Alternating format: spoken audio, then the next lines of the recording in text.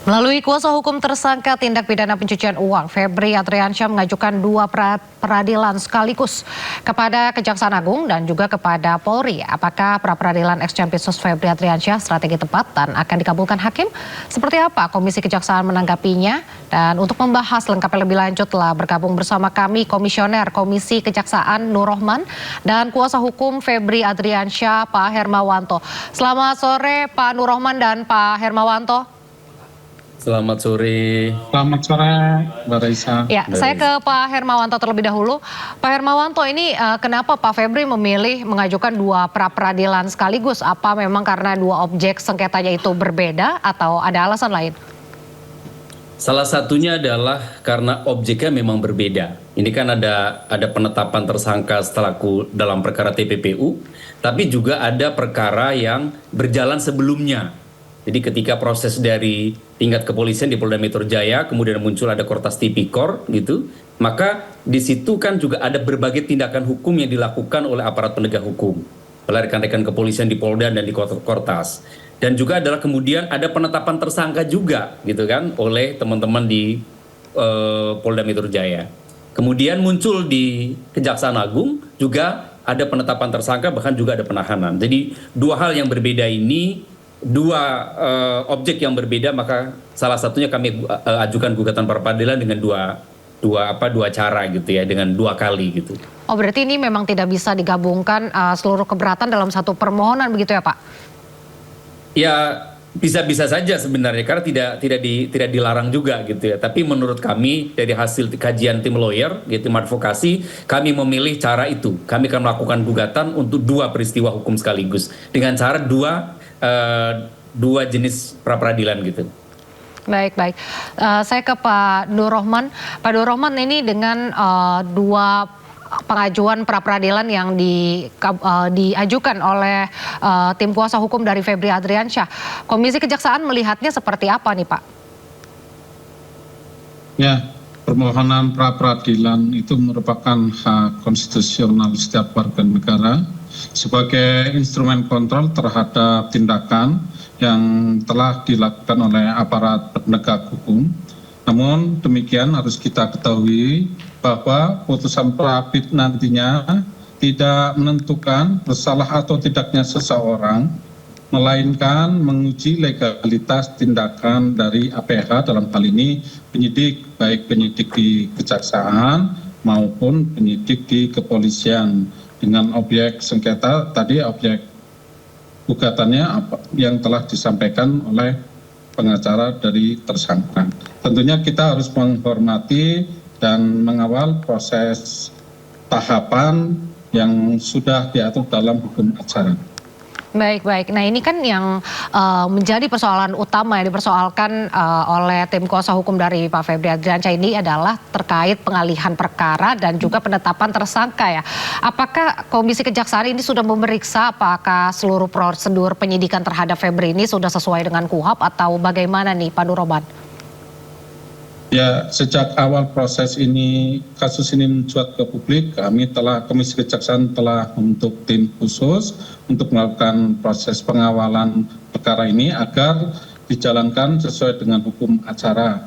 Dan pada hari ini kami juga telah berkoordinasi dengan Menteri Koordinator Politik dan Hukum serta dengan tim 9, sehingga proses sejauh ini terus kita monitor dan kita optimis bahwa mereka telah melakukan proses sesuai dengan tahapan.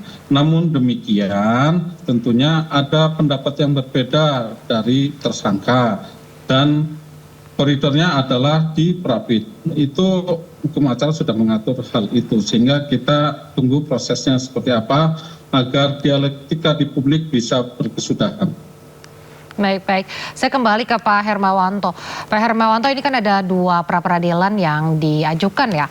Jika salah satu pra-peradilan ini dikabulkan tapi yang lainnya ini ditolak, apakah menurut Anda status klien hukum Anda ini akan otomatis berubah atau justru akan menimbulkan ketidakpastian hukum nih?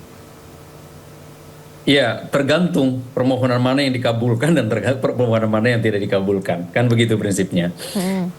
Kita bayangkan kalau seandainya nanti gitu ya, Permohonan kami itu kan salah satu tadi sudah disampaikan tuh berkaitan dengan penyitaan aset. Berkaitan juga terkait dengan penggeledahan, kan gitu kan. Nah, kalau berkaitan penggeledahan dan penyitaan yang kemudian dijadikan sebagai alat bukti, kemudian kita uji di pengadilan dan ternyata pengadilan mengabulkan permohonan kita, maka berdasarkan ketentuan yang ada di dalam KUHP, maka seluruh alat bukti yang didapatkan dari mekanisme yang salah itu tidak bisa dijadikan sebagai alat bukti atau kualitas pembuktiannya akan tidak memiliki kekuatan pembuktian. Jadi tergantung yang mana nih gitu kan. Tapi yang jelas di dalam hukum dikatakan bahwa ibaratnya dalam menggunakan teori pohon beracun.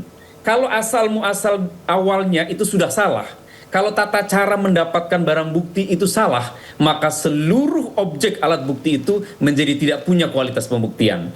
Itu bagian yang akan kami uji di pengadilan. Dan dalam analisis kami, setelah kami dengan sangat hati-hati seperti tadi kami sampaikan dalam konferensi pers, bahwa kami menemukan ada banyak sekali kejanggalan dan ini harus diuji di pengadilan, biar publik itu juga tahu bahwa drama yang selama ini begitu menghebohkan itu, gitu ya, itu ternyata banyak sekali cacat hukumnya. Dan kami berkesimpulan teman-teman penyidik ini terlalu gegabah, ceroboh bahkan menurut kami.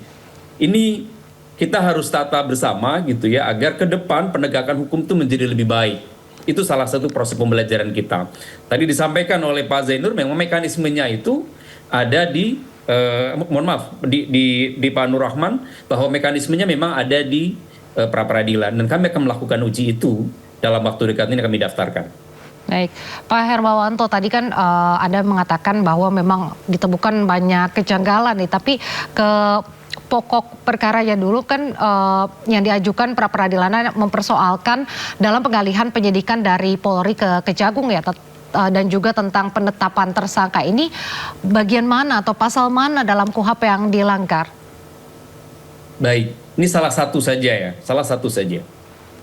Di dalam kita itu, negara kita itu sejak tanggal 2 Januari tahun 2026 kita punya KUHP baru. Kita juga punya KUHP yang baru. Di dalam KUHP itu diatur. Salah satunya misalnya adalah pasal di dalam TPPU, pasal 3, pasal 4, dan pasal 5 dari Undang-Undang TPPU itu dinyatakan tidak berlaku. Itu dasarnya di mana? Dasarnya ada di dalam KUHP pasal 607. Nah,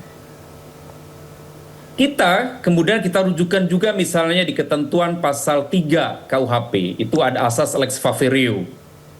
Atau ketika dalam keadaan transisi, maka penyidik gitu itu harus menerapkan hukum yang lebih baru dan atau lebih meringankan kepada tersangka. Dari situ berdasarkan pasal 3 KUHP itu artinya secara umum adalah penyidik harus menerapkan undang-undang yang baru yang lebih ringan buat tersangka. Artinya tidak boleh kedua-duanya itu dicantumkan. Itu yang paling sederhana sekali. Dan ternyata di dalam penetapan tersangka FA itu kedua-duanya dicantumkan. Ya, itu secara hukum saja itu sudah keliru karena menerapkan undang-undang yang sudah tidak berlaku. Disangkakan kepada seseorang gitu ya. Jadi dari situlah salah satu hal itu yang menurut kami itu jelas melanggar dari ketentuan pasal 3 gitu, ketentuan pasal 3 dari KUHP. Ya, itu salah satu yang akan kami uji di pengadilan. Baik. Harusnya tidak dipakai lagi, kan sudah tidak berlaku gitu. Nah, Pak Nur Rahman, bagaimana tanggapan Anda terkait dengan pernyataan Pak Hermawanto? Apa Anda setuju? Ya, kalau kami Komisi Kejaksaan mengacu dengan tugas dan kewenangan kami tidak bisa masuk ke ranah materi pokok perkara ya, karena memang kami pengawasan eksternal. Kaitannya dengan materi pokok perkara nanti diuji di pra-pid yang akan diajukan dari kita tunggu prosesnya seperti apa. Baik, tapi misalnya menurut Anda ini jika ada pelanggaran prosedur itu otomatis membatalkan seluruh penyidikan atau bagaimana nih nantinya, Pak Nur Rahman? Jadi prosesnya bukan otomatis ya, tapi melalui proses pra-peradilan ini, apakah pendapat dari pengacara ini bisa dibuktikan dalam proses pra-peradilan dengan dalil-dalil yang mereka sampaikan, dengan alat bukti yang mereka sampaikan, nanti diuji di pra-pid. Sementara sejauh dari tim penyidik itu mereka berkeyakinan semuanya sudah sesuai prosedur dan SOP yang berlaku. Baik.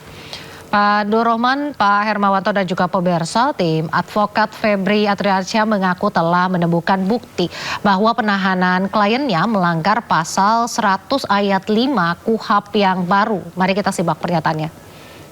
Kami menemukan bukti bahwa penahanan telah melanggar pasal 100 ayat 5 KUHP, yaitu terkait dengan 8 alasan penahanan di dalam KUHP yang baru. Dalam permohonan pra-peradilan yang kedua, terkait dugaan tindak pidana korupsi, tim advokasi akan meminta pengadilan untuk menguji keabsahan tindakan penggeledahan, penyitaan, penetapan tersangka, larangan bepergian ke luar negeri atau pencekalan, tindakan supervisi dan pengendalian yang dilakukan Kortas Tipikor Polri dalam pelaksanaan penggeledahan dan penyitaan serta pengambil alihan penanganan perkara dari Polda Metro Jaya. Tim advokat berpendapat terdapat persoalan hukum yang mendasar terkait keabsahan surat perintah penyidikan yang dijadikan dasar tindakan penyidik. Pelaksanaan penggeledahan dan penyitaan yang diduga tidak memenuhi ketentuan hukum acara pidana. Penetapan tersangka yang diduga tidak memenuhi persyaratan formil maupun material, penerbitan larangan bepergian ke luar negeri, tindakan supervisi dan penggeledahan, pengendalian yang dilakukan Kortas Tipikor di Polri, Kortas Tipikor Polri dalam pelaksanaan penggeledahan dan penyitaan, serta pengambil alihan penanganan perkara dari Polda Metro Jaya. Seluruh tindakan tersebut akan dimohonkan untuk diuji keabsahannya melalui mekanisme pra-peradilan. Jalan.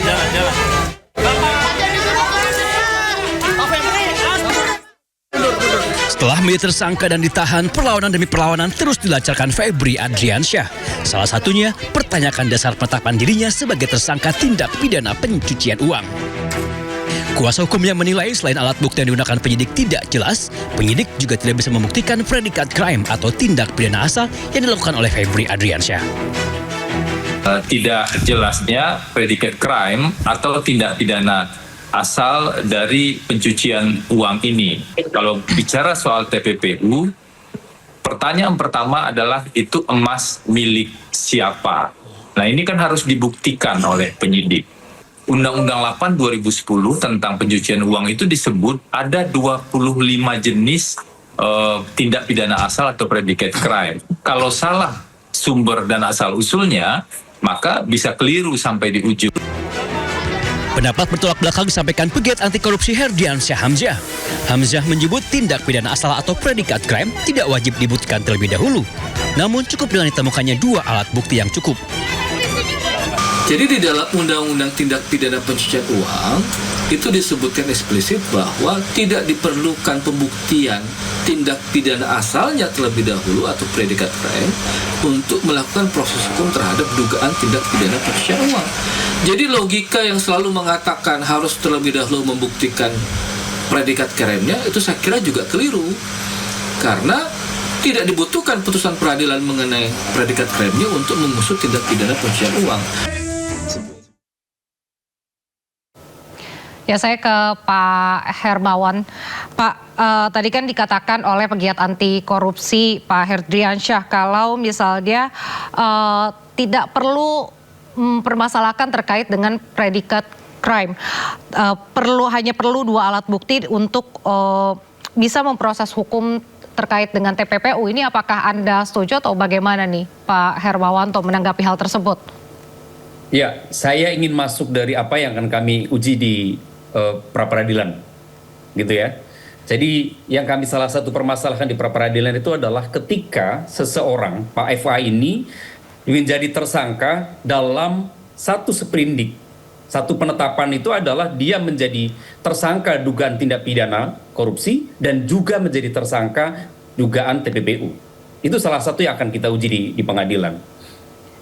Padahal gitu ya, padahal berdasarkan ketentuan pasal 74 Undang-Undang TPPU gitu ya.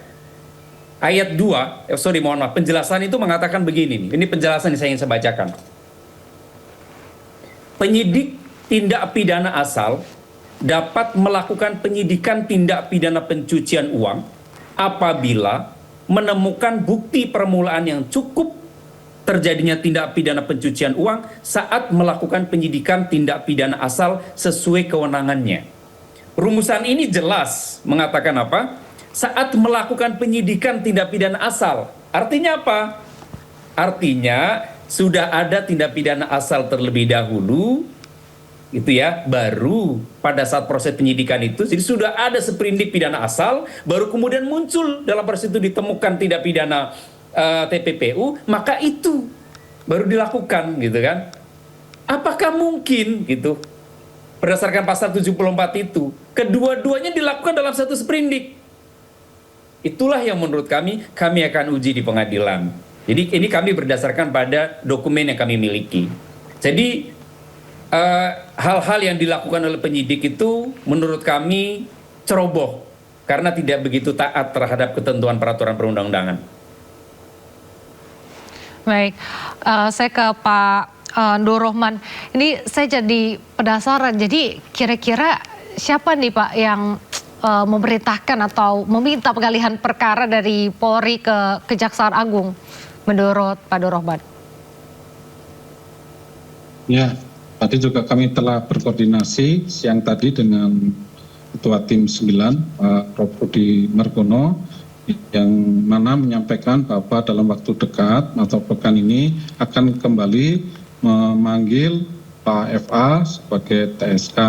Nah, kaitannya pelimpahan ini seperti yang kita ketahui juga bahwa proses ini merupakan proses sinergisitas antara tim dari kepolisian dan kejaksaan. Dan bukan baru kali ini, sebelumnya juga Pak FA pernah melakukan hal yang sama dalam kasus Asabri, di mana proses penyidikan awalnya di kepolisian, kemudian diserahkan atau ditindaklanjuti kemudian oleh Kejaksaan Agung. Jadi kaitannya sah atau tidak sahnya kembali lagi nanti kita lihat uji di peradilan. Tapi ini sprindiknya berbeda atau tidak nih Pak? Dari sprindik kan di Kejaksaan telah menerbitkan 4 sprindik. Yang ketiga itu kaitannya yang tindak lanjut dari kepolisian, kemudian yang keempatnya yaitu TPPU dan korupsi. Dan perlu diketahui juga, mungkin dari tim pengacara juga mengetahui ketika proses penetapan tersangka ataupun penahanan, di mana jaksa penyidik telah menyodorkan TPPU-nya dan beserta TPA-nya, tindak pidana asalnya. Di situ juga sudah disebutkan tentunya TPA-nya apa, pasal berapa.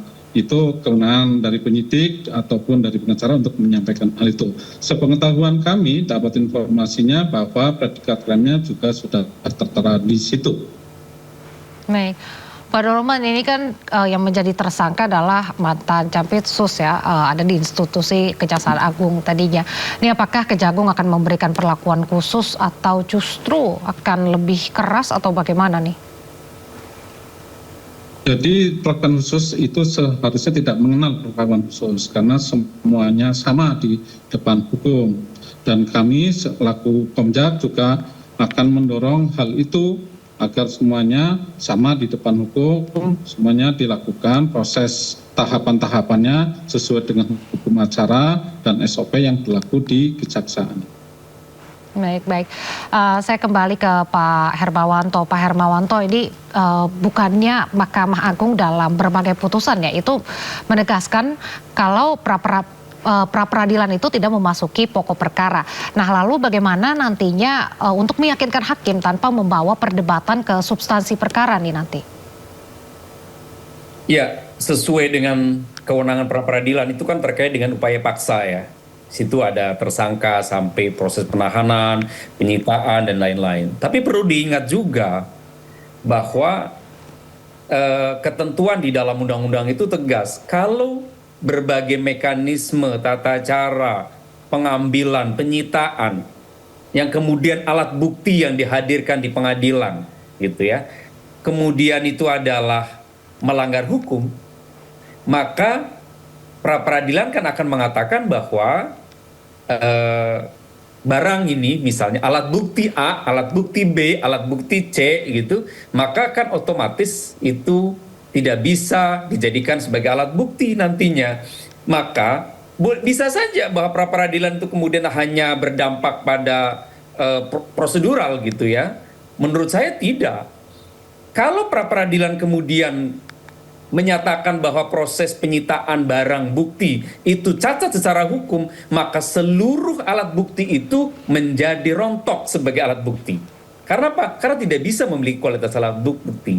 Jadi menurut saya pra-peradilan memang berkaitan mekanisme, tapi mekanisme ini juga berkaitan dengan jantung suatu perkara. Kalau kami nanti berhasil bahwa proses penyitaan barang-barang, proses penggeledahan barang-barang yang kemudian dijadikan alat bukti itu cacat secara formil, maka barang-barang itu, alat-alat itu, alat bukti itu semua itu menjadi tidak memiliki kualitas pembuktian, dan itu artinya bahwa tidak sah penetapan tersangka seorang FA. Baik, terakhir Pak Hermawanto, kalau misalnya pra-peradilan dikabulkan dan penyidikan kemudian menetapkan kembali FA sebagai tersangka setelah diperbaiki prosedur. Nah, apa Anda akan kembali menggugat atau siap menghadapi pokok perkara langsung? Semua kesempatan harus kami lakukan demi menegakkan hukumnya. Setiap pelanggaran yang dilakukan, setiap pelanggaran yang dilakukan oleh aparat, maka wajib hukumnya bagi kami untuk menguji. Kenapa? Karena penegakan hukum yang benar tidak boleh menggunakan tata cara yang salah. Itu prinsip buat kami.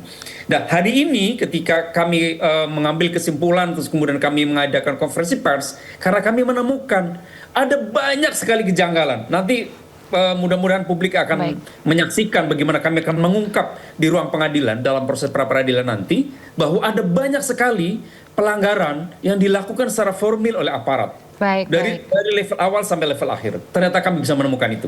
Baik, kalau begitu kita tunggu seperti apa pembuktiannya nanti, apakah akan dikabulkan atau tidak. Terima kasih Pak Hermawanto dan juga Pak Nur Rohman telah berbagi bersama kami. Terima kasih atas waktu di Sindo Sore. Sehat selalu Pak.